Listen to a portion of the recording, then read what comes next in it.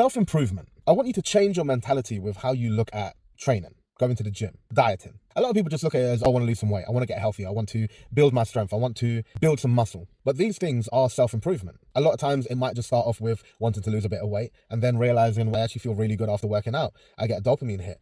Therefore now, all of a sudden, it's starting to affect your mental health. This is something I talk a lot about, the correlation between training and mental health. I have helped people overcome things such as anxiety, but that's a different video. But in this video, I want to focus on self-improvement. What I mean by that is, in life, whatever we struggle with as a skill, we do our best to improve. As an example, if you're not great at maths, you will practice and continue doing equations and learn in different ways and different kind of hacks to make that skill easier for you as an individual. Driving, as an example, you might do more lessons in order to get better at driving. Even when you pass, there is a course that you can do to become a bit more advanced. You're improving a skill, a craft. Handwriting, your handwriting might look absolutely crap.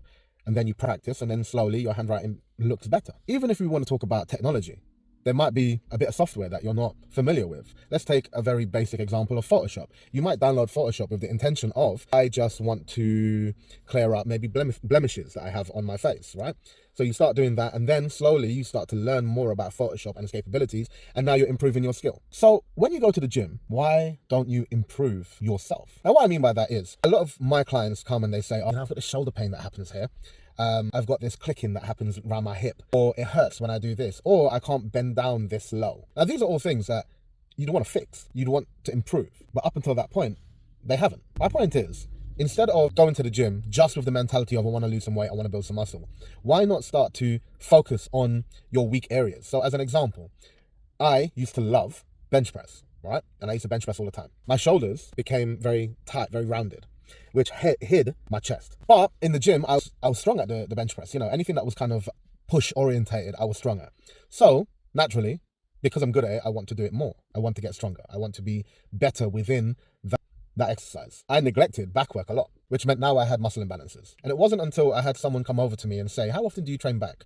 Because I see you training chest a lot, but you're getting kind of a rounded back, you're getting rounded shoulders, right? And at first I was like, who the fuck are you? Fuck off, right? I didn't say it to them. I said, oh, okay, cool, I'll look into it. But in my head, that was my thought. But it stuck with me because I looked at my physique and I was like, yeah, you know what? I am kind of hunched over. So I started to look at training back a bit more often. In fact, what I did was, instead of training chest as often as I was training, I almost halved the amount of times that I was training chest and put back in there. Focused on things such as rear delts, traps. I started to study and understand why my back might be weak, why my shoulders might be as they are. And slowly, over time, my back got strong. My shoulders started to go back, started to stand up a bit more straighter. Is the word straight or straighter? And what actually happened by me fixing that muscle imbalance was my chest started to show even more, because as the rolled shoulders started to get back and my back started to get stronger, my chest came up. And it was then that I actually saw my chest. And even now, many people say to me, are you sticking out your chest?